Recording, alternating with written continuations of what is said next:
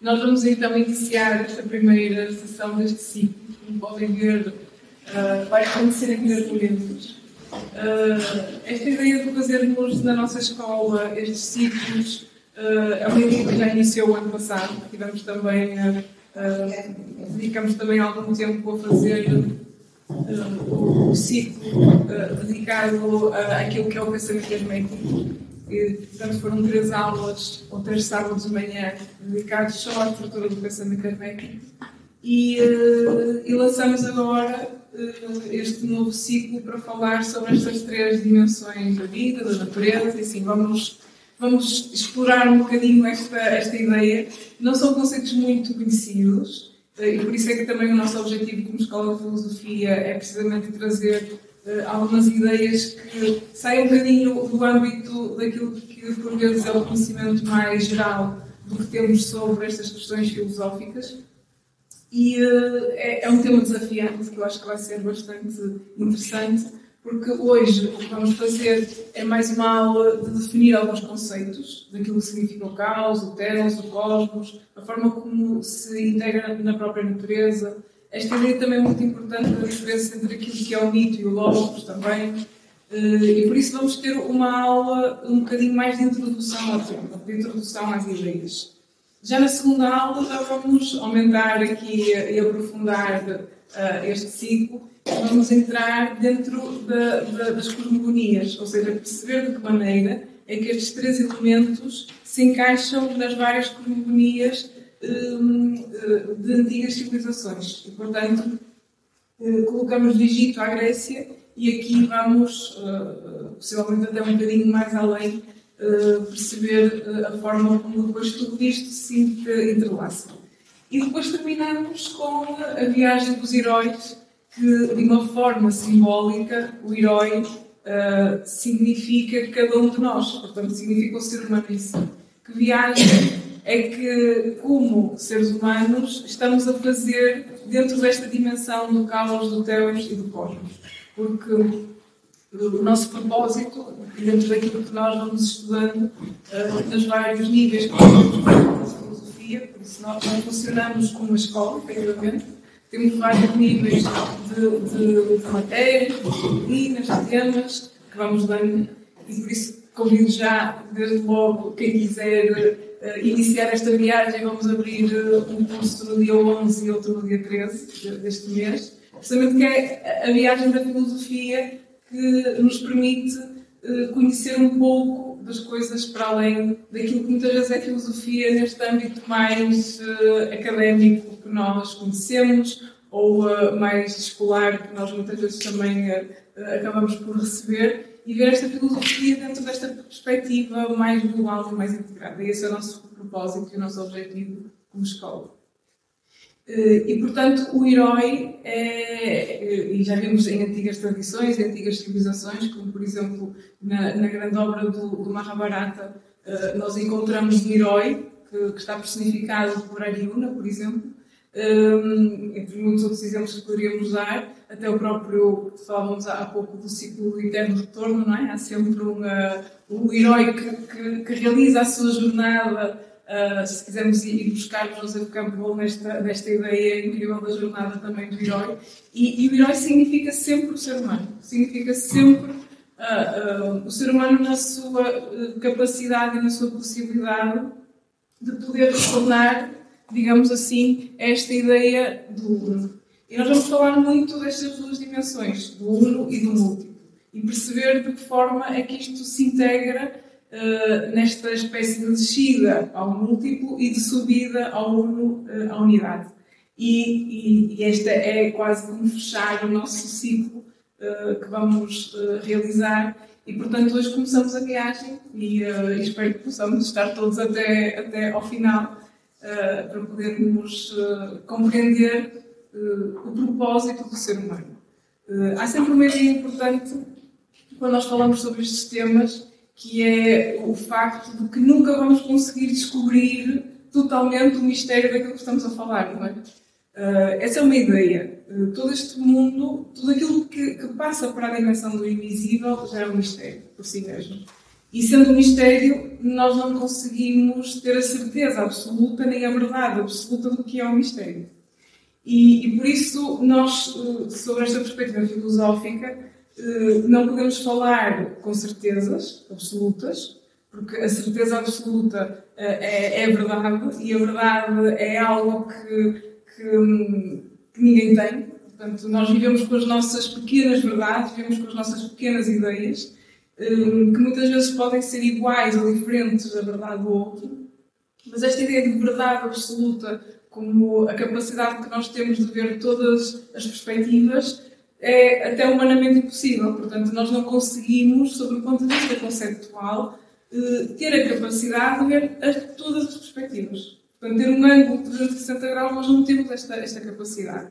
Portanto, apresentar estes temas sobre um ponto de vista de uma verdade absoluta é um terreno perigoso no qual nós não entramos, porque aquilo que nós queremos é trocar ideias. Ver o que é que uma determinada civilização diz, um determinado filósofo fala, a maneira como determinadas perspectivas e correntes mais antigas ou até mais recentes acabam por abordar estes temas, e dentro daquilo que é a estrutura mental de cada um de nós vamos criando uma ideia. Por isso a filosofia não tem o propósito de incutir ideias, mas de alimentar ideias para que cada um de nós possa construir a sua própria verdade e a sua própria ideia. E então estes temas, quando transcendem a capacidade de os conceptualizar, porque aquilo que nós conseguimos conceptualizar é fácil, conseguimos definir, conseguimos, de certa maneira, tratar. Mas a capacidade que uma pessoa tem depois de conceptualizar esbarra com a definição destas ideias. Nós vamos tentar conceptualizar o que é o caos, o que é o teos, o que é o cosmos, mas depois há um momento em que vamos ter que passar para a linguagem simbólica, e esta linguagem simbólica é a linguagem da ponte como transcendente, da ponte como invisível. Entrando na linguagem simbólica, aí já podemos refletir, divagar, expressar alguma ideia, porque o pensamento simbólico é essencial para a compreensão de todos estes temas que nós estamos a falar. E por isso é que muitas vezes estes conceitos, que são estes três conceitos, as três faces do mistério, têm que ser retratados sobre um ponto de vista simbólico. E aqui, se quisermos, já estamos a entrar dentro desta ideia, um bocadinho dentro desta ideia do mito e do logos. E aqui já estamos a entrar um pouco no nosso tema, que é a importância de simbolizar, ou a necessidade de simbolizar estes três conceitos do caos, teos e cosmos. Quando nós vamos a este mundo das antigas civilizações, nós sabemos que estes três princípios estão todos simbolizados por divindades, por deuses, por forças da natureza. Eu vou trazer, apesar de ser na segunda sessão que nós fazemos este encontro, eu trouxe já alguns mitos para conseguirmos compreender esta ideia. Portanto, nós temos sempre entidades divinas que incorporam, que vestem, digamos assim, estas três faces. Isto sob o ponto de vista mitológico. Portanto, quando nós falamos sobre a linguagem mitológica para interpretar estas três dimensões, nós estamos a falar de todas as civilizações antes da Grécia.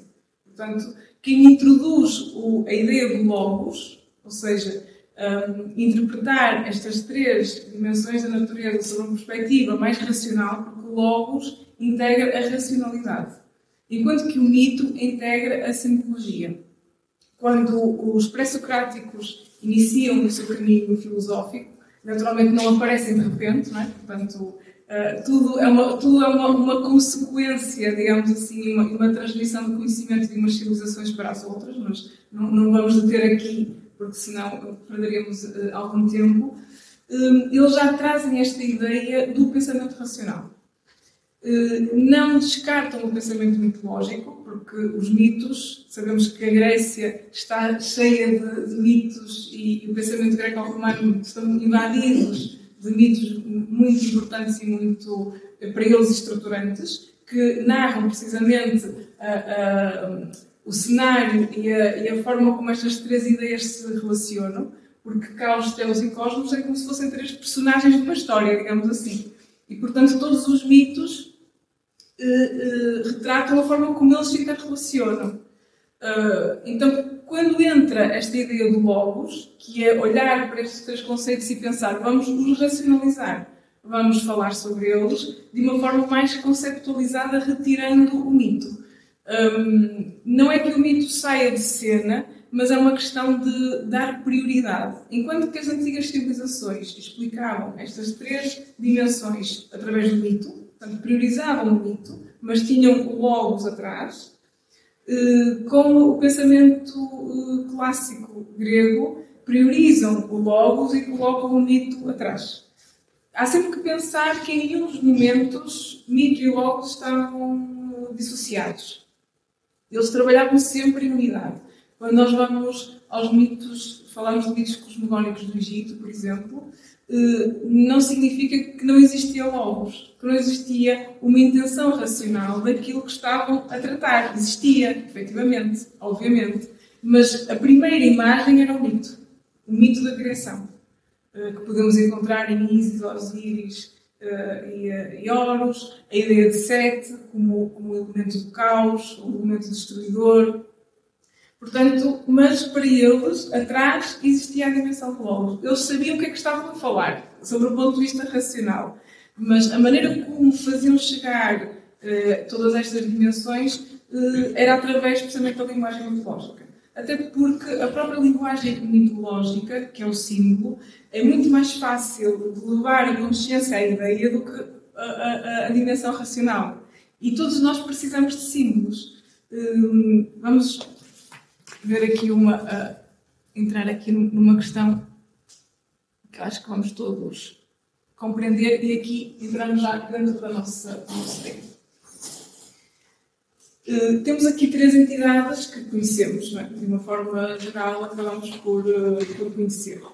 E estas três entidades, Brahma, Vishnu e Shiva, nós vamos falar um bocadinho sobre elas, porque na realidade elas acabam, como estamos a dizer, sob o ponto de vista mitológico, de caracterizar aquilo que significam estas três dimensões. Mas antes de nós entrarmos na definição, temos que perceber que não vamos conseguir jamais resolver o mistério desta tríade, não é? Portanto, a expectativa de que viríamos aqui hoje a saber tudo sobre isto é melhor já a retirarmos, pessoalmente vamos ficar ainda mais com mais dúvidas do que aquelas que entramos, e pronto, esse também é o objetivo da filosofia, porque nos obriga depois a ir pesquisar e procurar. Mas há aqui um elemento muito importante neste esquema, que é o que está acima do Teos. Isto é importante para a explicação que nós vamos trazer aqui. Ou seja, nós não podemos ver Teos que na sua raiz, na sua palavra, significa movimento, significa aquilo que move, aquilo que flui. Não podemos ver o Teos como uma divindade absoluta, uma divindade máxima, como aquilo que, para além dela, não existe mais nada. Não. Teos é o aspecto divino materializado já na existência. Porque, para além de Teos, existe aquilo que no pensamento oriental se denomina como Parabrahman. O Parabrahman é aquilo que nós muitas vezes falamos nas nossas aulas e mesmo quando fizemos o seminário hermético dedicamos muito tempo a esta ideia, que é precisamente aquele Deus, se quisermos assim chamar, ou aquela entidade divina que a nossa mente não consegue conceptualizar. Por isso, aquilo é incognoscível. Não há, na mente humana, capacidade para o definir. Nós não temos a capacidade de definir esta entidade divina. Sempre que nós nos questionamos como é que eu defino Deus ou o que é Deus para mim, vamos encontrar muitas formas diferentes de percepcionar Deus. Esse Deus que nós definimos é este. Não é este. Porque este nós não conseguimos definir. Porque não sabemos. É o grande mistério. Nós não sabemos o que está por detrás de tudo. Nós personificamos o Deus consoante a nossa história, a nossa vida, o nosso percurso, as nossas experiências, até a nossa religião, a nossa cultura, a nossa família. Portanto, ele está personificado à nossa imagem. O que naturalmente é válido, não é? Agora vamos ficar com uma crise de identidade espiritual, a pensar que o nosso Deus é um Deus errado, ou não estou em conexão direta com o grande Parabrahman. Na verdade, não estamos, porque Deus é uma emanação do Parabrahman. O que é que significa? Significa que Deus é a hoste, digamos assim, ou a emanação divina daquilo que é algo que nós não sabemos. O que é que nós podemos entender por divino? Claro que aqui o divino pode ser para uma força da natureza, uma energia, uma potência, um elemento da própria existência. Aqui já entramos no campo da conceptualização que já é muito subjetivo e que nós não vamos entrar. Só que é importante compreendermos que este Deus que nós estamos a falar não é o Parabrahman. Portanto, há algo que está para além dele. Porque, caso contrário, vamos nos deparar com uma questão que é de onde é que ele vem. De onde é que ele vem, não sabemos. Não sabemos de onde é que vem a força criadora de tudo. É difícil de conseguir compreender. Claro que a nossa mente, não é? Também realiza este tipo de estrutura. Aqui eu vou até onde consigo pensar. Para além daquilo que eu não consigo pensar, já é um mistério. O que é que ajuda a filosofia, o conhecimento? Ajuda-nos a esticar esta margem de mistério. Porque quanto mais estudamos, quanto mais conhecemos, e o nosso propósito também na Nova Acrópole é precisamente esse, não é ficarmos ligados a uma ideia, mas tentarmos ter várias ideias que possam esticar o nosso conhecimento para além daquilo que para mim hoje é um mistério, mas que se eu estudar um pouco, amanhã já não é. Eu já consegui compreender um pouco mais, ou a minha consciência já conseguiu ir um pouco mais para além daquilo que era ontem um mistério para mim. Até ao fim da nossa vida vai haver muitos mistérios, naturalmente, porque o grande mistério, não é?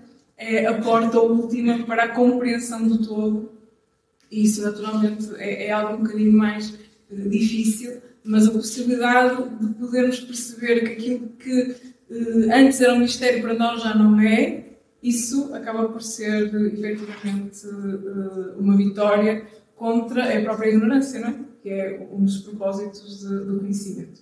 Então vamos ver o que é que cada uma das palavrinhas significa. Então, o caos é aquilo que se pode denominar como uma matéria em potência. Ou seja, o caos não é algo que não existe na natureza. Até porque as três dimensões, caos, teos e cosmos, estão na natureza, são concebidos pela natureza, existem. E o caos é algo extremamente importante que existe na nossa própria vida e na natureza em si, porque é esta ideia de que está tudo em potência ali. É uma matéria em potência, só que não está ativada. É como nós temos uma semente de uma flor, temos uma semente de algo, está tudo em potência ali. Mas enquanto não ativarmos aquela semente, ela não vai dar frutos, não vai crescer, não vai dar nada, porque nós não estamos a ativar aquela semente, colocando na terra, regando. Portanto, nós podemos ter uma semente durante anos e ela ficar ali em potência. Então, tudo que é a ideia de caos é tudo o que está em potência, tudo aquilo que pode ser ativado, pode ser desperto. A pergunta é, e agora já vai fazendo aqui um spoiler, o que é que ativa o caos? O que é que será que ativa o caos? Quem é que ativa? É o Telos, exatamente. Pronto. Quer dizer, o que ativa o caos é o Telos. Porque o Telos é a força cósmica, a força divina, e nós também vamos ver que se relacionarmos isto com nós mesmos, aquilo que ativa muitas vezes as pequenas sementes que temos dentro de nós é a nossa vontade. Porque o Telos é uma força de vontade que entra dentro do caos e começa a criar e a germinar tudo aquilo que está em potência naquela matéria. Outra característica do caos é que o caos é uma espécie de estado de adormecimento. E o pensamento oriental tinha muito esta ideia destas duas dimensões, que é o Pralaya e o Manvantara. São dois estados da natureza. O Pralaya é um estado de adormecimento, mas não é um adormecimento inerte. Ou seja, inerte no sentido de que algo está morto, de que algo não pode brotar. É um adormecimento de uma espécie de descanso. Vamos voltar à ideia da semente. A semente é como se estivesse a descansar. Ela está ali, está em potência, pode ser ativada e está numa espécie de pralaia. Enquanto que o Avatara é o renascimento. É o momento em que as coisas começam a entrar em ativação. Se nós pensarmos, todos nós temos estes momentos, não é? À noite, quando vamos dormir, é o nosso pralaia. De manhã, quando acordamos, é o nosso Avatara. Mas para acordar é preciso ter vontade, não é? Porque muitas vezes não acordamos porque não existe telos dentro de nós, não existe a vontade dentro de nós. Então nós não podemos iniciar, não podemos pôr em movimento o caos que por vezes existe dentro de nós porque nós não temos vontade para isso. Há uma matéria que está à espera dentro de nós de ser desperta, porque nós temos em potência essa possibilidade, mas como não temos vontade, ela não desperta. O que é que acontece muitas vezes com uma matéria que está em potência, mas não é desperta? Quase que se torna num caos permanente, não é? Portanto, por vezes, quando todos sentimos ficar um pouco mais confusos, um pouco mais caóticos, o que é que isto significa? Significa que há uma matéria dentro de nós que nós não estamos a organizar, que nós não estamos a colocar a vontade para a despertar. E este despertar, que é a passagem do cosmos, do caos para o cosmos, é ativado por Telos. Então, quando entra o Telos no caos, o que é que acontece? Começa a surgir um cosmos. O que é o cosmos? É a ordem do caos. Portanto, se temos algo, e passando isto para nós mesmos, se nós temos algo dentro de nós que é uma matéria que está em potência, está à espera que eu faça alguma coisa. E enquanto eu não faço nada, aquilo está ali numa espécie de não diferenciação do que é e do que não é. Quando me existe a minha vontade para ativar ou para organizar aquele caos, o que é que eu começo a ter? Uma ordem dentro de mim. E esta ordem dentro de mim é que é o cosmos. E sai daquele estado de adormecimento. Porque, por vezes, o próprio ser humano está adormecido porque não consegue gerir a sua matéria em potência. E o Telos é realmente uma força muito forte. E para na Grécia há esta ideia do Eros, que nós vamos falar um bocadinho, como uma das forças criadoras que se pode colocar em movimento e que o universo se coloca em movimento para transformar o caos em cosmos. Sabemos que o Eros é o amor, não é? Portanto, mas Eros, nos mitos da criação, é este amor superior.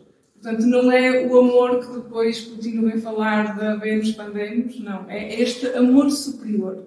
É o amor que é gerado pelo próprio entusiasmo. E a palavra entusiasmo tem raiz na palavra Telos, que é interessante.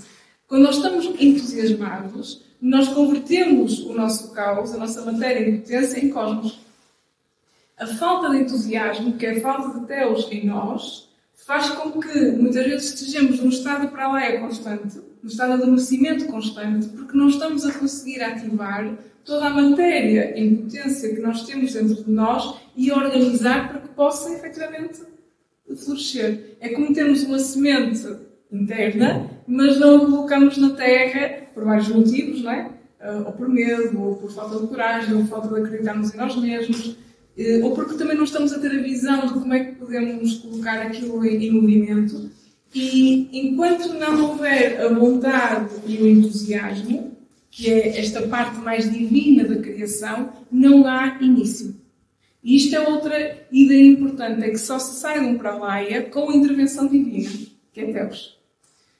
Sobre o ponto de vista cosmológico, da origem do universo, esta intervenção divina, mitologicamente, está caracterizada por deuses, por entidades, por seres celestiais, que todos eles, sob o ponto de vista mitológico, representam uma força interna, uma potência interna da natureza no ser humano. Por exemplo, falamos de Eros, é o amor. Falamos de Marte, é a combatividade, a luta, a coragem. Falamos de Vênus, é o amor, a harmonia. Portanto, todas as divindades cosmogónicas simbolizam poderes latentes do ser humano. E todas estas divindades cosmogónicas dos mitos, na realidade, elas são forças de Deus que ajudam o ser humano a conseguir ativar o seu caos. Isto para que possamos entender que o mito e os mitos cosmogónicos não estão separados daquilo que nós somos como seres humanos. Não é uma realidade extra. É uma realidade que está completamente integrada em nós. E estas civilizações, quando criavam os mitos, não era para contarem uma história só, não. Era para conceptualizarem uma imagem, uma força que o ser humano tem dentro de si. E, portanto, esta separação que nós conhecemos hoje e vivemos hoje entre aquilo que é o mundo sagrado e o mundo terreno, nunca antes aconteceu em toda a história da humanidade. Porque, em todos os momentos, a capacidade de ligar estas duas ideias sempre existiu. Uns mais, uns menos, mas hoje em dia está completamente desconectado. Por isso é que quando nós, mas a maioria, não é, das pessoas lê um mito, acha que aquilo é ridículo, é dantesco, é estranho. Como é que história tão, que pensamento tão torturoso que tinham para contar uma história destas. Porquê? Porque não se entende que aquilo que está ali são tudo características psíquicas, internas, potências que nós temos dentro de nós. Portanto, enquanto não abrimos esta porta do mito, enquanto não abrimos esta porta para compreender a ligação que estes mitos têm e a simbologia que eles têm, e que cada Deus representa um Deus que, ao ser ativado por nós, pode despertar o caos, nós não vamos conseguir tirar o máximo partido de todo este legado que estas civilizações antigas trouxeram. Então, os mitos e ler o mito já não é ler uma história, é ler a nossa própria história frente a muitas adversidades que nós, por vezes, enfrentamos. Desde estes três conceitos, não se pode ativar um estado de caos, de adormecimento, sem termos um Deus. Ou seja, sem termos uma força divina dentro de nós. O que é uma força divina dentro de nós? É aquilo que cada um entender que seja. Uma energia, uma vontade, uma fé, uma esperança, é aquilo que cada um entender que tem. Mas não se pode sair de um estado de adormecimento sem uma força interna e profunda. E muitas vezes vivemos com uma espécie de cosmos doentio, de zona de conforto, porque não estamos a ativar o caos que existe dentro de nós, que é matéria em potência, que nos pode gerar interiormente um estado de consciência muito superior e uma vida muito mais interessante do que aquela que temos, porque estamos em zona de conforto de um cosmos que se mantém por si mesmo. Isto é uma espécie, não é um para-laia neste sentido que falávamos, mas é uma espécie de paralisação, porque sabemos que existe matéria em potência, mas não estamos a conseguir ativar a energia suficiente para a despertar. Portanto, o cosmos surge quando Teos consegue integrar o caos. E esta acaba por ser a ideia. O caos significa o abismo, o vazio, a imensidão do espaço. E em todas as cosmogonias, o caos, se repararmos, não é? Para todas as cosmogonias, tudo surge do caos. E geralmente o caos é um oceano primordial, são as águas paradas, não é? E o caos tem sempre esta ideia de ser um espaço. O caos é alguma coisa, é um espaço. O caos é um lugar que está à espera que algo surja para que possa começar a nascer. Então, esta ideia de caos como um espaço é importante. Ele está lá, está à espera, é um espaço. Não é um nada, é um espaço. É um vazio que está à espera que algo surja. Existe na mitologia grega uma ideia interessante, porque a mitologia grega refere uma divindade que era Nix, que é a noite, de ser filha do caos, como sendo filha, precisamente, do espaço. E conta esta história, não é? Que Nix, juntamente com Eris e outros seus irmãos, não é? Lá temos a ideia do caos, e eles são os filhos do caos. E aqui entramos numa questão muito importante, que é o facto de que o Telos não é uma força que vem de fora. É uma força que nasce de dentro do caos. Ou seja, nasce dentro do espaço. Porquê? Porque, por vezes, a ideia que nós temos é que, então, isto é como se fosse algo que vem fora e entra no caos para que seja ativado. Mas a ideia não é esta. A ideia é que Telos surge do interior do caos. A vontade que nós estamos a falar é algo que surge, muitas vezes, da necessidade, e nós aqui temos também esta ideia, vou resolver da necessidade e o documento do tempo que surge para que tenhamos que fazer ressurgir o Telos dentro de nós. E por isso, na mitologia grega, nós vemos que no mito cosmogónico tudo nasce porque há duas figuras que se juntam, que é a necessidade e o tempo, que é Cronos e Ananke. São as duas forças, e isto é interessante, porque isto é aquilo que acontece com o próprio ser humano. Nós só vamos despertar as potências que temos dentro de nós, o caos que temos dentro de nós, porque somos apanhados pela necessidade e pelo tempo. Eu não tenho tempo, ou eu tenho necessidade. E quando nós juntamos a necessidade e o tempo, é quando nós começamos a procurar fazer ressurgir a passagem do caos para o cosmos. E lá está, aquilo que falávamos há pouco. Isto é muito interessante, porque temos um mito cosmogónico na Grécia que fala exatamente sobre isto.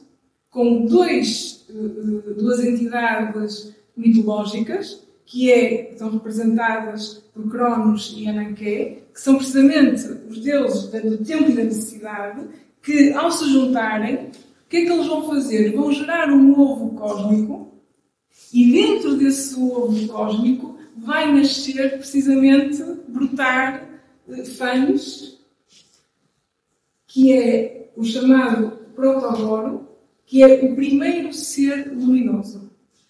Isto tudo é simbólico. Ou seja,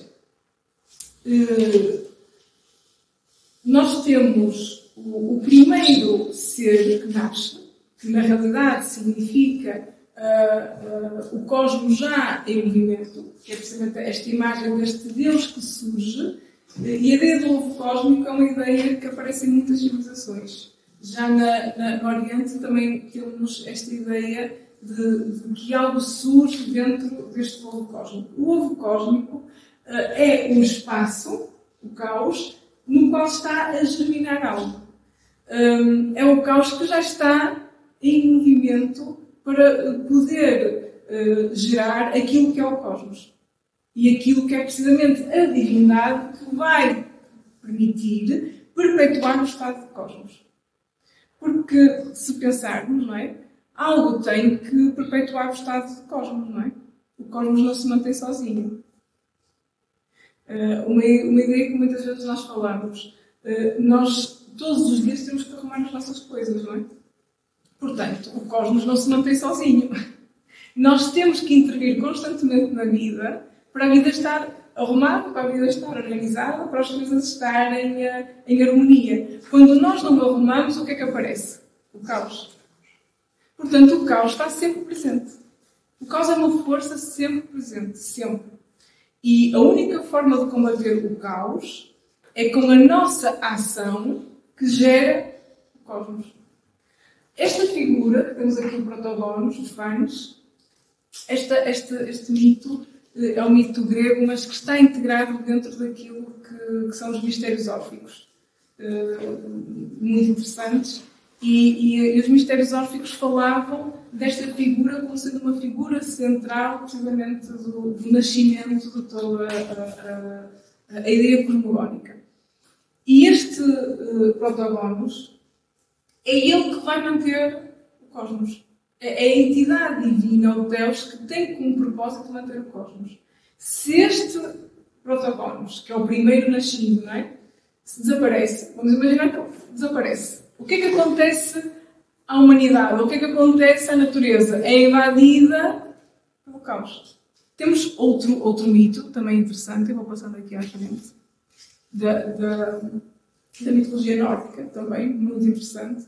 A árvore, em todas as mitologias, é considerada como sendo a própria vida, a própria existência. E neste mito nórdico, que está em comum, está definido por a existência da vida por vários mundos, mas o mais importante para quem nos interessa, que é precisamente Asgard e Midgard. E para o pensamento da mitologia nórdica, Midgard é onde vivem os humanos. Asgard é onde vivem os deuses. E depois temos outro submundo, que é onde vivem os demónios, os monstros. Portanto, estes três mundos aparecem sempre. O submundo, o mundo dos homens e o mundo dos deuses. E os humanos estão entre estes dois mundos, como sempre, não é? Estamos na ponte entre o mundo divino e o mundo do Hades, que é o mundo no qual psicologicamente todos temos que muitas vezes transitar.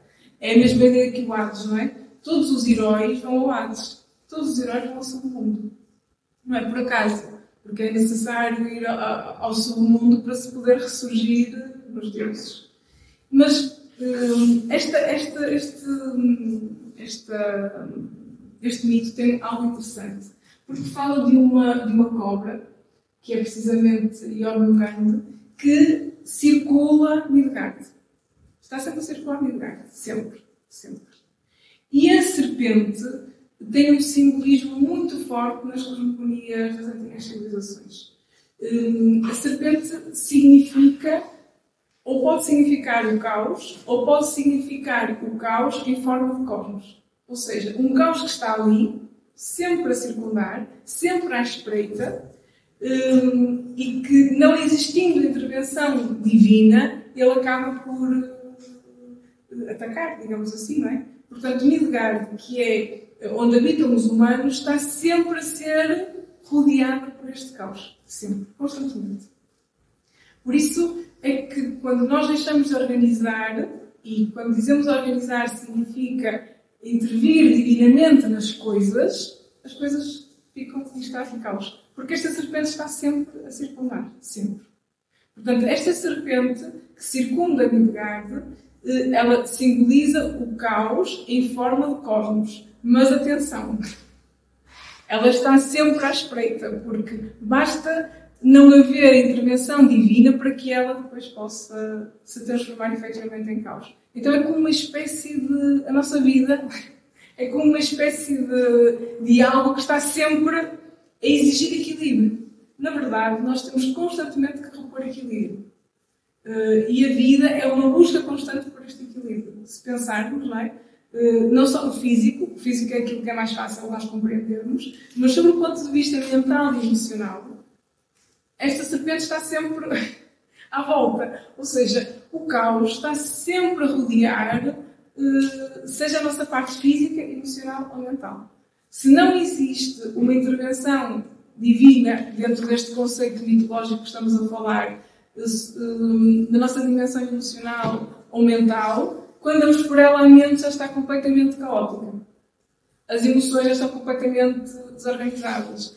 Porquê é que isto acontece? Porque nós não estamos a intervir com o nosso Protógonos, se quisermos, ou com fãs, ou com entusiasmo, ou com eros, que é precisamente a representação deste Deus solar, não é? Deste primeiro princípio da vida, que permite manter o cosmos no caos. E ele nasce no caos. Ele é um ovo, digamos assim, que nasce no caos. E isto é muito interessante. Filho da necessidade do tempo. Eu acho que nós conseguimos percepcionar isto na nossa própria vida, não é? Quando estamos condicionados pela necessidade e pelo tempo, é quando nós vamos arrumar o caos. É quando o Teos pensa, não, já... E de repente surge em nós está ali como um casulo, não é? Está ali alguma coisa a germinar, que é precisamente este primeiro ser, este primeiro entusiasmo, está ali a germinar. Às vezes demora mais tempo, demora menos tempo, mas depois quando ele surge, ele já consegue manter o caos.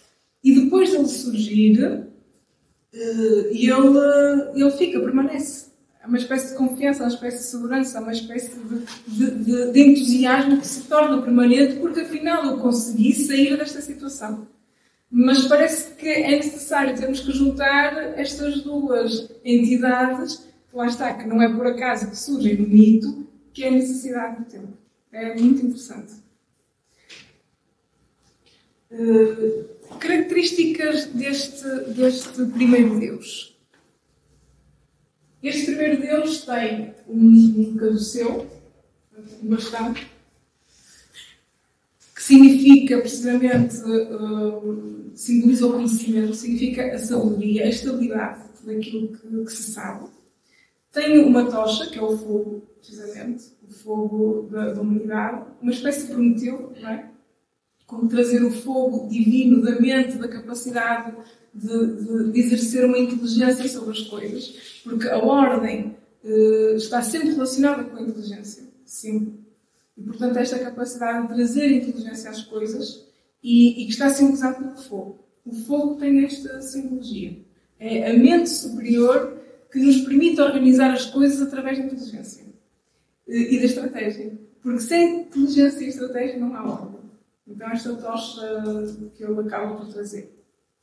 Depois a cobra, que se enrola nele. Portanto, é este caos que está controlado, este caos que está dominado. Ele é andrógeno, é como o Apolo, não tem polaridades. Por isso, ele representa a unidade. Não tem sexo. Por isso, esta figura não tem polaridade. Ele é uno. E a não polaridade significa que ele está em equilíbrio. Porque a ideia da polaridade, que é a ideia do número 2, não é? É aquilo que gera o conflito no ser humano. Ou é isto ou é aquilo. Quer isto, quer aquilo. E isto é o que causa a desordem dentro de nós, não é? A desordem não surge porque nós temos uma certeza. A desordem surge porque nós estamos cheios de incertezas. Mas este ser, ele não tem dúvidas. Por isso ele é uno. E depois temos as asas, também como uma espécie de Hermes, que é capaz de voar, fluir, lá está. Capaz de se movimentar em todas as suas dimensões. Outro aspecto interessante desta figura, e indo buscar agora o mito cosmogónico mais grego, na Grécia, não é? Das 3 gerações de Uranus, Cronos e Zeus. Nós vimos que Gaia casa-se com Urano e dá origem aos gigantes, que é a primeira geração cósmica da Grécia. Mas, entretanto, temos Cronos, que surge como a segunda geração de deuses cosmogónicos. E sabemos que Cronos, não é? Foi comendo todos os seus filhos, devorando todos os seus filhos, porque sabia que um deles o iria destruir, até que Zeus consegue ser salvo e por isso acaba por destronar o seu pai Cronos e ficar então com o governo, digamos assim, do mundo.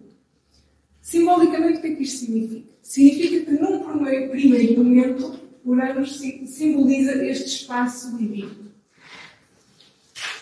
É o espaço divino das coisas. Porque Uranus é o deus estelar, é o deus do espaço, é o deus do céu. Esta cosmogonia é muito importante porque ela representa exatamente toda a formação do nosso cosmos.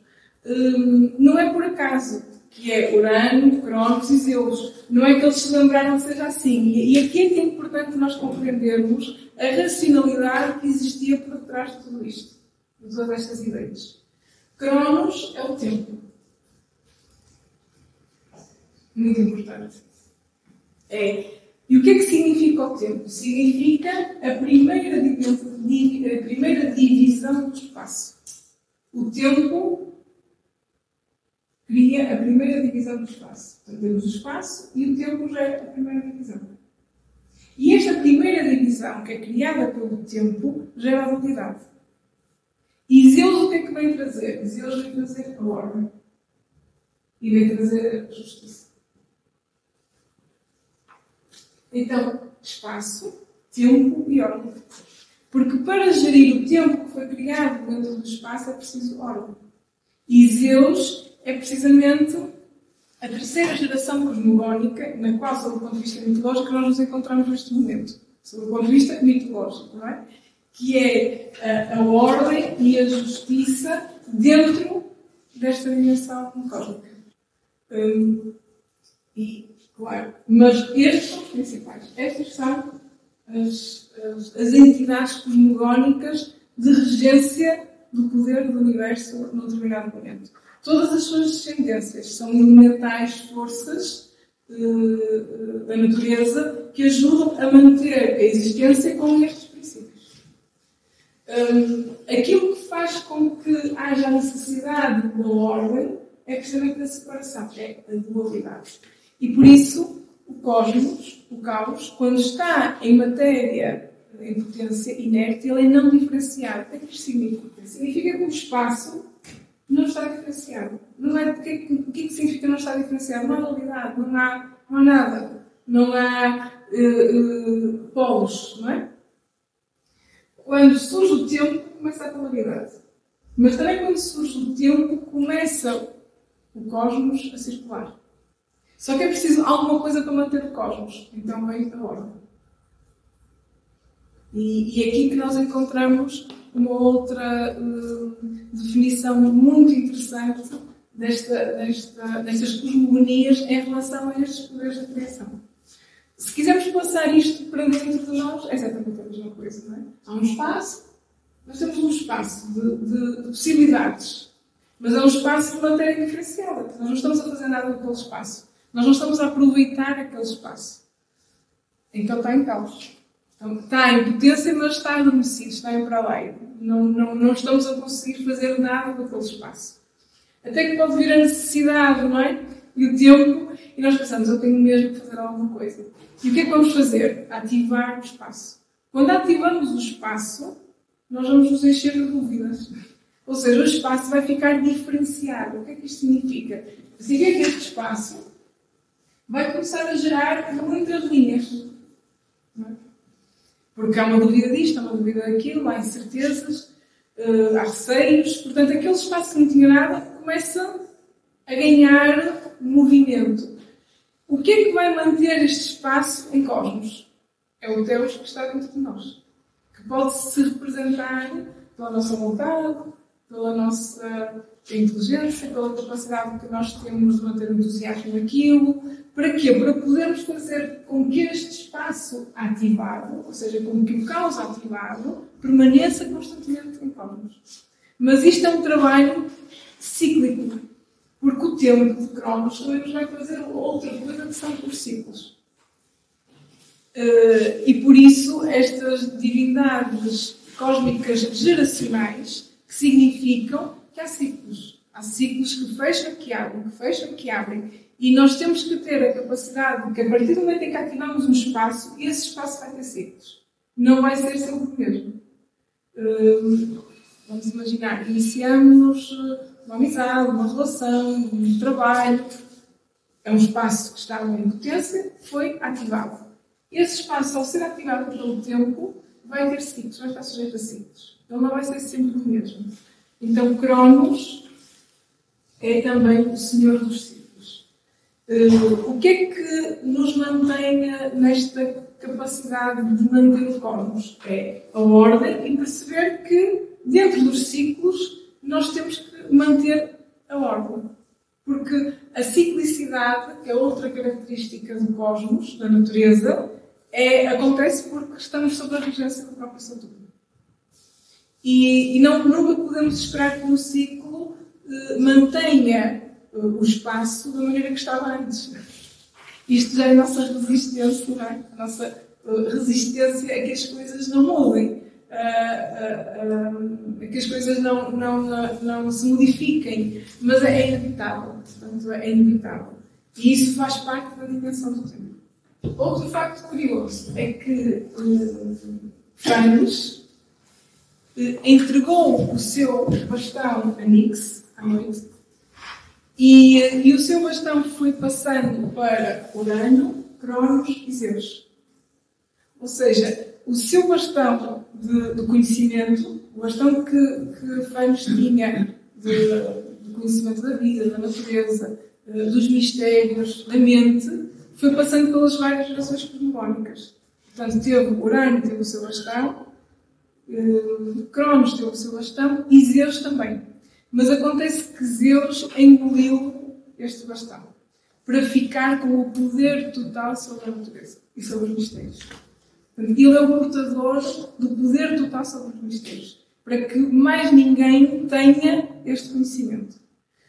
Então nós vemos que Zeus quase que integra dentro de si toda esta divindade solar, porque este Protagoras é uma divindade solar. O que é que significa uma divindade solar? Em oposição a Nix, que é uma divindade lunar, é uma divindade solar porque ele rege precisamente a vontade. E então Zeus incorpora dentro dele toda esta regência. Porque é como perceber aonde é que a nossa história vai terminar. Porque o mito está no início, meio e fim. O mito tem um desfecho. E representa sempre uma dimensão psicológica de nós mesmos. Quando nós entramos numa determinada dimensão psicológica, se encontramos um mito que se encaixa à nossa história psicológica, o desfecho do mito vai ser o nosso desfecho. Porque ele representa uma verdade psíquica num outro mundo sem tempo nem espaço. Ou pode nos ajudar a perceber que tipo de ação é que temos que ter para conseguir ter o melhor desfecho possível. E por isso é que os mitos são realmente importantes. Então,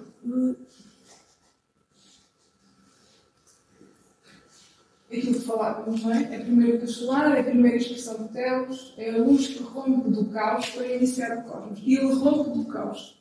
Eu acho que esta é a ideia mais importante que eu acho que é necessário compreendermos, porque muitas vezes quando vemos estas três dimensões achamos que é algo que vem de fora, não é? Algo que vem de fora e que... Mas não. O Telos é algo que vem de dentro do caos. Por isso... a esperança de que eu poderia evocar algo de fora para resolver o meu problema desaparece, não é? O problema resolve-se porque eu, no problema, tenho que fazer ressurgir a solução. Mas também outra questão interessante é que tanto o caos, como o cosmos, como o Telos, estão abrangidos por Parabrahma. Portanto, esta força externa que muitas vezes se procura como uma entidade divina, como uma força exterior divina, ela está, mas está dentro de nós. E esta é a grande diferença entre a forma como estas civilizações antigas viam o conceito de divino. O divino é algo interno, não é uma evocação externa. É algo que reside dentro do ser humano. E às vezes para nós pode ser uma espécie de mudança de mentalidade mais complexa, porque estamos muito culturalmente habituados a este ser que vem de fora para ajudar com uma evocação. E em vez de ser uma evocação de um poder que temos dentro, que possa ressurgir. São formas diferentes. Portanto, no meio do caos, a evocação de uma força no caos que me possa ajudar a criar um cosmos é diferente da evocação de uma força externa que me venha a resolver o problema. Pode ser a alma, essa força. Sim, é parte da alma. Sim, exatamente, sim. Parte da alma. Por isso é que quanto maior for a interiorização e a ligação com a vida interior, maior a capacidade de descobrirmos a potência dentro de nós. Quando o ser humano anda completamente desligado de si mesmo, não é? Ou pelo cotidiano, ou pela ausência de consciência, pela ausência do excesso de materialismo no qual vivemos, não é? Atenção que o materialismo não é só físico, não é? Temos o materialismo emocional e mental.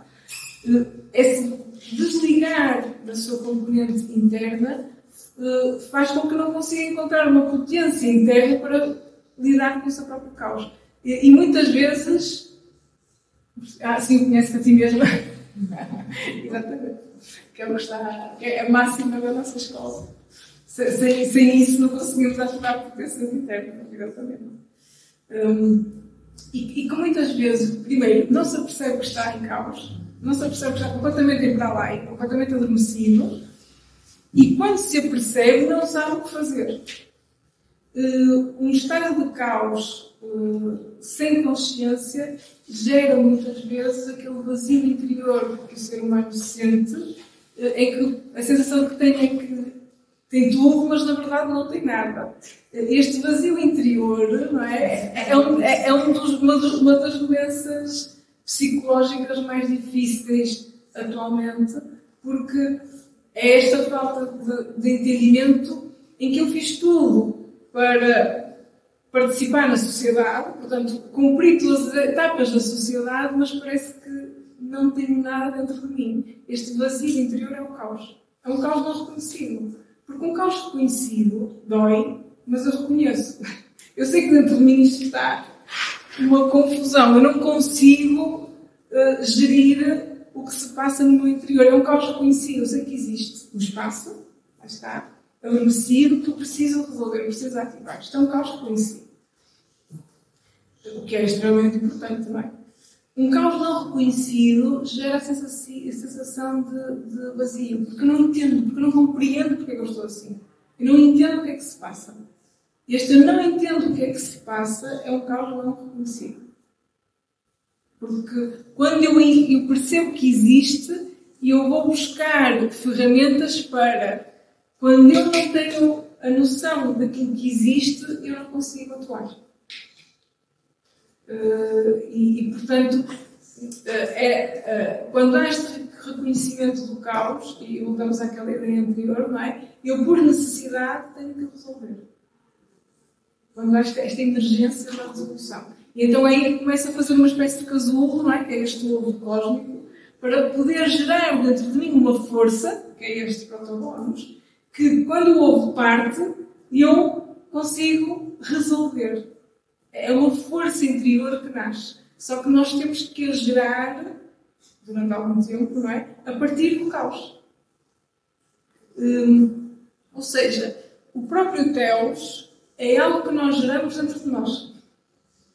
Não é algo que nós evocamos. Porque esta ideia de evocação de um Teos externo só aumenta o caos. Porque a ideia de que algo externo vai resolver. Seja por ordem divina ou por ordem humana, não é? Salva. Bem, exato, esta ideia da salvação, não é? Alguém vem salvar, alguém vem resolver. Enquanto que a evocação interna de gerar dentro de mim uma força, um teos, um entusiasmo, uma potência, é esta ideia do ovo cósmico. Que depois, quando surge com estas características que tem. A passagem do bastão para as várias gerações cosmogónicas, Urano, Cronos e Zeus, significa a capacidade que nós também temos que ter de passar esta força pelos diferentes ciclos que nós vamos viver. Isto também requer uma espécie de inovação, uma espécie de capacidade de visão, em que há um novo ciclo que está a surgir na minha vida. Eu não vou matar o meu protagonista, não é? Eu vou fazer com que ele transfira toda a sua força para o novo ciclo que está a iniciar. Muitas vezes nós matamos este protagonista porque achamos que ele já não serve, ou achamos que ele perde a sua força e esquecemos que ele precisa de passar todo o seu conhecimento para o ciclo seguinte. Para que possamos manter o entusiasmo. Porque se matamos o entusiasmo com o ciclo, vamos ter que fazer um outro ovo, digamos assim. Isto vai ser muito mais difícil do que simplesmente passar o conhecimento pelos ciclos que vão diferentes. Porque o fim do ciclo, para nós, é sempre uma espécie de morte, não é? A questão é que a circunstância morre, mas o nosso Deus não pode morrer. O Deus que nós conseguimos criar, a partir do momento em que o criamos, e como é uma força muito grande que é preciso realizar dentro de nós, porque isso não é fácil. Não o podemos matar, mas temos que o fazer transitar para não perdermos este telos interno, que é aquilo que vai permitir manter o cosmos por ciclos. E não voltar a cair no pralaya. Muitas vezes voltamos a cair no pralaya porque não conseguimos fazer estas passagens do telos. E vamos buscar aqui um pouco esta imagem do Oriente, em que nós temos Vishnu, que está a dormir sobre a serpente, Ananta, e ele está em cima das águas primordiais. Portanto, ele está em cima do caos. As águas primordiais são o caos. E Vishnu está na posição de repouso. Esta imagem representa o tal pralaya que nós tínhamos falado. Portanto, é um momento de repouso. Tudo está quieto, tudo está em repouso. Temos o caos, temos a serpente. Lembram-se que o nosso Panos também tinha a serpente enrolada. E é interessante compreender que a serpente é um símbolo universal, não é? Vemos em diferentes civilizações, em diferentes cosmogonias, a serpente aparece sempre. E no Egito também volta a aparecer. Temos a serpente também com Adão e Eva, não é? Também aparece a serpente. A serpente foi demonizada, coitada, mas isso tem uma explicação mais complexa. Mas a serpente é sempre uma figura que está em relação com o cosmos e está em relação com os ciclos. Aquilo que estávamos a falar no intervalo, não é? Destes momentos cíclicos que, na realidade, quando nós não os entendemos, tornam-se em crises existenciais. E a própria serpente representa a crise existencial dos ciclos. Porque a serpente é um animal, como qualquer animal que sofre uma metamorfose, tem que, em determinado tempo, soltar o seu véu. E não é um processo fácil, não é? Não é um processo que faz sem dor. E uma crise existencial, uma crise de ciclos, ou esta ideia da serpente, que está tudo interrelacionado, é complexo porque, no momento em que se sente que algo já não serve, e que, na verdade, sentimos que tem que ser eliminado, também não temos a capacidade de visão para perceber o que serve. E é por isso que é uma crise existencial. Porque estamos no meio entre uma coisa que já não dá, mas também não sabemos o que é que pode dar. E isto é o que se torna complexo, porque se largar uma pele a saber que há outra que já está à nossa espera e que é positiva e é boa, claro, estas mudanças toda a gente as faz. Mas a mudança do conhecido para o desconhecido, essa é que é efetivamente crítica. E então a serpente é um animal muito importante sobre o ponto de vista mitológico, porque representa precisamente a mudança de paradigma, a mudança de estado, o tempo cíclico. E vai aparecer sempre nos textos cosmogónicos. Nós temos Shiva que está a repousar em cima da Ananta. Então temos a água primordial, e temos aqui os elementos todos do caos, telos e cosmos. Temos a água primordial, que é o caos. Temos precisamente a serpente, que é este cosmos que está prestes a ser ativado, e temos Shiva, que é a divindade. A divindade está no caos, certo? Só que está em pralaya. E agora já conseguimos compreender melhor porque é que a divindade está no caos. Ela não cai ali, não é? Ela já está ali. Conta o mito que Vishnu, num determinado momento, faz emergir de si 3 divindades. Do seu lado direito surge Brahma, do seu lado esquerdo surge Vishnu e do seu centro surge Shiva. Vamos pôr isto aqui, assim que conseguimos compreender. Então, Vishnu está adormecido, em pralaya, e quando ele começa a entrar em Mahabharata, em movimento, ele cria mais 3 divindades. O que é curioso, não é? Isto é como termos o Telos está adormecido. Certo? Está adormecido no caos. E quando o Telos começa a entrar em ação, ele engendra de si mesmo 3 divindades. Estas 3 divindades vão dar origem a uma tríade no qual o próprio Telos emana, que é Brahma, Vishnu e Shiva. E temos esta configuração que eu vou aqui buscar, que é esta configuração que acresce uma tríade no Teos, que na primeira imagem que passávamos não existia. Ou seja, quando nós falamos desta ideia de Teos e das forças que é necessário ativar para acordar o caos, para o tornar num cosmos, nós temos um Teos que é uma tríade. E as tríades que nós conhecemos e que estão associadas muitas vezes a determinadas religiões, Brahma, Vishnu, Shiva, Osíris, Isis e Horus, Pai, Filho e Espírito Santo, o que é que isso representa? Representa a tríade do Teos. O Teos está emanado em 3 dimensões. Portanto, o Teos não é só o Teos. O Teos emana em 3 dimensões. Isto é importante porquê? Porque aí nós vamos ter esta tríade que tanto Brahma, Vishnu e Shiva representam o Teos, o caos e o cosmos, como o Brahma, Vishnu e Shiva vão representar a própria tríade do Teos. Que acaba por representar a emanação do Teos para a ativação do caos. E dentro destas 3 ideias, nós vamos acabar por ter os elementos na mesma iguais àquilo que é Brahma. Portanto, Brahma é a primeira emanação de Vishnu, certo? Sim? Não estamos a confundir. Estamos a entrar num outro tema, certo? Estamos a trocar uma boneca, aquelas bonequinhas russas, não é? Estamos a trocar uma boneca dentro da boneca. Por isso, estamos a falar da emanação do Vishnu. Vishnu está em Pralaya, a repousar. Portanto, é aquilo que nós falamos que é o Teos no cosmos.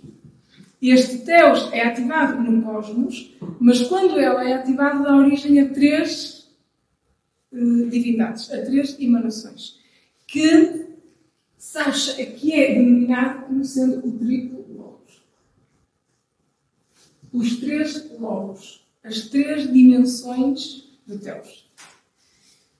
E estas 3 dimensões de Teos têm as mesmas características que estas. Portanto, a primeira emanação, que é Brahma, que acaba por representar dentro da tríade de Plutino o ser.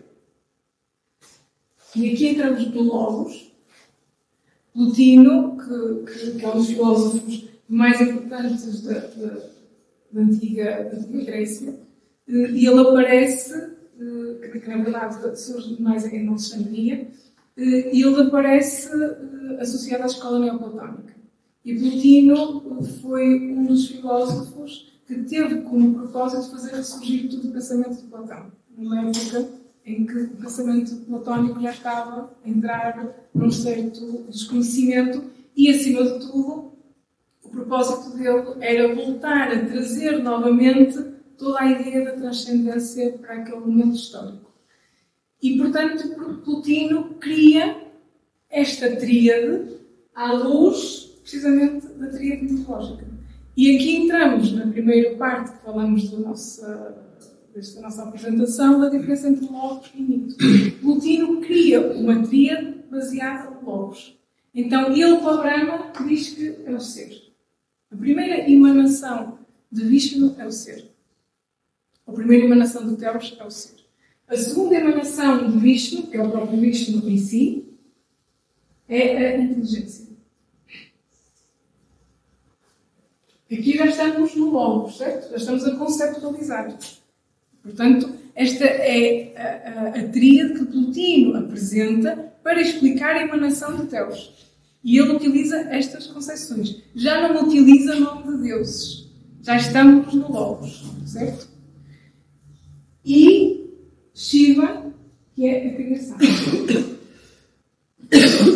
Portanto, temos uma ligação entre mito e Logos. Ser, inteligência e criação. Brahma, Vishnu e Shiva. Shiva é o deus que está associado ao caos, porque Shiva é o deus da destruição. Enquanto que Vishnu é o deus da preservação, cosmos, certo? inteligência, porque aquilo que preserva é a inteligência. A única forma que nós temos de preservar é usando a nossa inteligência. A inteligência não é a inteligência que falámos, não é um QI. A inteligência é a capacidade de discernir. Isso é inteligência. Eu posso discernir um ciclo. Não é? Eu posso discernir o que é que se passa dentro de mim. Eu posso discernir determinada situação caótica que possa estar a surgir dentro de mim. O discernimento é a faculdade mais importante que o ser humano pode ter. E é aquilo que permite preservar o cosmos. O que preserva o cosmos é a inteligência, que é o discernimento, ou seja, que é a capacidade de manter as coisas em ordem. Shiva, que é a criação por si mesma tem que estar sujeita à destruição. Mas não é destruição para destruir, é destruição para renovar. É destruição para voltar a reerguer uma nova forma. E Shiva é uma figura mitológica que já vem de uma outra figura antiga que era os Rudras. Os Rudras eram figuras mitológicas orientais anteriores ao valor do Shiva que estão associados precisamente à destruição. Mas a destruição para manter a renovação, que é uma espécie de caos, não é?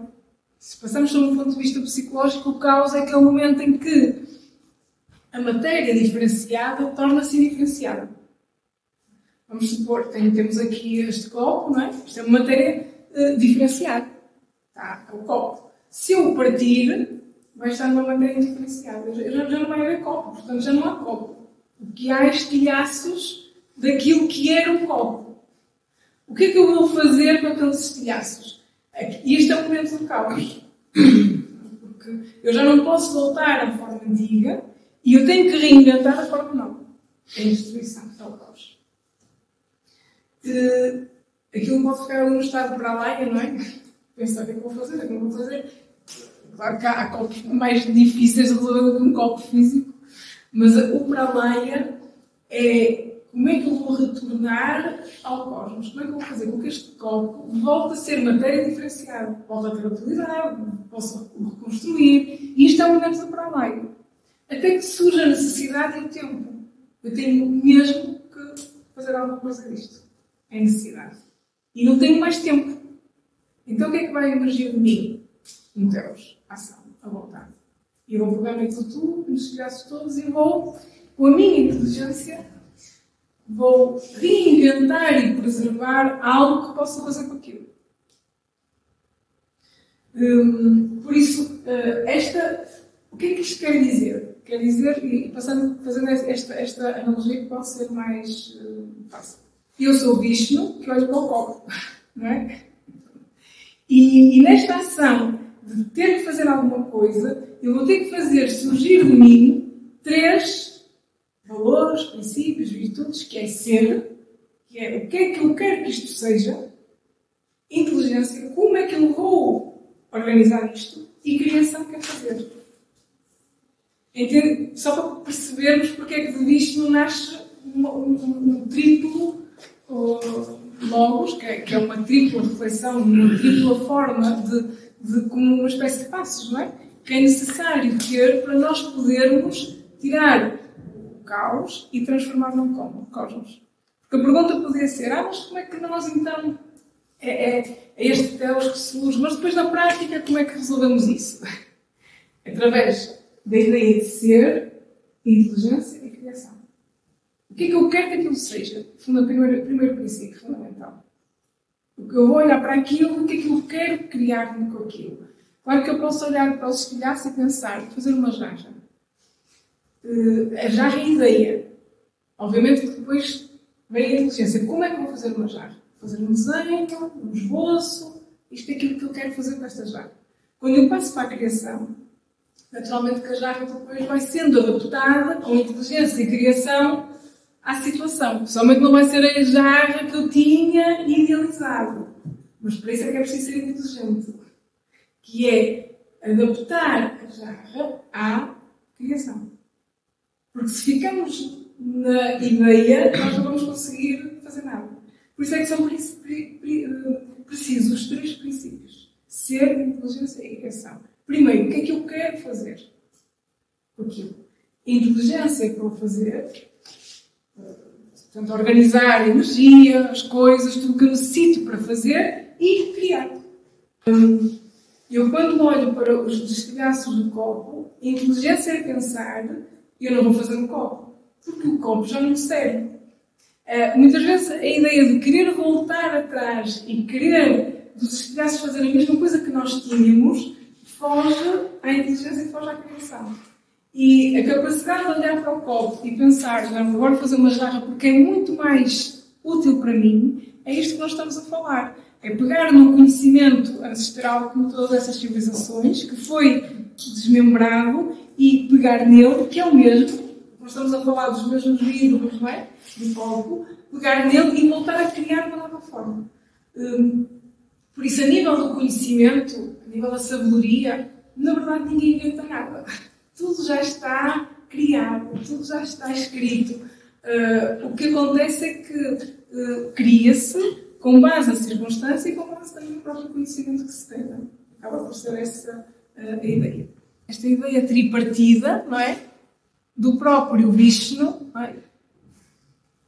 Que de si emanam estas três divindades. Em outra narrativa mitológica, Brahma nasce do umbigo de Vishnu. Então, lá está. Nós nunca vamos ter uma narrativa. Vamos sempre encontrar várias narrativas. E numa narrativa, Brahma surge do umbigo de Vishnu. E noutra narrativa, então, esta Trimurti, esta tríade, acaba por surgir a partir do próprio Vishnu. No que é que, enfim, como é que podemos organizar o nosso sistema, não é? Então nós temos o Parabrahma, que é aquele que está acima, aquele que nós vimos no qual nada se sabe, o iluminado. Temos o Teos, e o Teos por si mesmo engloba três dimensões.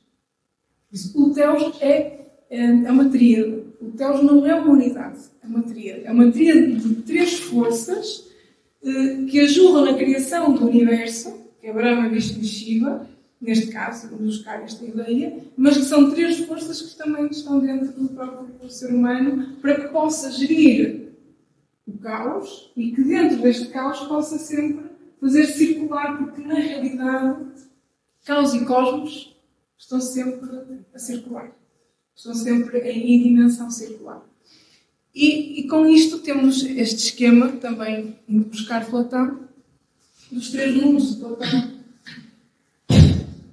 E indo buscar também este símbolo, que é o lápis, que é um dos símbolos, um símbolo antiquíssimo, que encontramos em muitas civilizações, que é um machado de dois gumes, e que aqui aparece no mito de Gilgamesh, que é extremamente interessante. Gilgamesh é como um eco que passa por inúmeras provas e que representa o próprio ser humano nas suas múltiplas provas perante a vida. E temos este lábris, que é o machado, que representa precisamente aquilo que... Porque existe depois também dentro do caos aquilo que são as teorias do caos. Não vamos entrar por aí, porque aí precisávamos também de muito tempo, mas há um pensamento muito interessante que é a teoria do caos, que é como é que se gera o caos, como é que se consegue gerir o caos. E numa dessas ideias da teoria do caos, o caos gera-se através de dois movimentos, o movimento interno e o movimento externo. Isso não está nada novo, apesar de ser uma teoria relativamente recente, e que está muito associado a este machado, que é precisamente o movimento que qualquer machado tem que fazer para cortar lenha, não é? Portanto, nós quando estamos a cortar alguma coisa, temos que fazer um movimento de impulso para dentro para depois fazer um movimento para fora. E este lábris, ou este machado, está associado precisamente ao movimento que é necessário fazer para manter o cosmos. Porque não se consegue manter o cosmos se não fizermos um movimento de introspecção, ou seja, um movimento interno, mas o movimento externo, que é precisamente a ação. Então, só com contemplação, como dizia Plotino dizia que A maneira como o ser humano consegue ir ao encontro novamente da sua essência é através de duas características: a contemplação e a ordem. É extremamente interessante. A contemplação é um movimento interno, é um movimento, lá está, de introspecção. A ordem é a inteligência, é a ação, é um movimento externo. É quando o ser humano atua na tal matéria indiferenciada que é o caos, para que o possa transformar no cosmos. E então, se repararmos, o cosmos vive entre o Teos e o caos. E o caos, sim. O cosmos é todo o mundo que está presente dentro de nós e que ora está num ponto elevado, ora está num ponto caótico. O importante é fazer com que este cosmos esteja sempre em movimento, que é o que representa o nosso cosmos no qual vivemos, não é? Nós vivemos num cosmos que está sempre em movimento. É a ideia do dia e da noite e esta ideia de constante movimento, porque aquilo que mantém o equilíbrio é o movimento.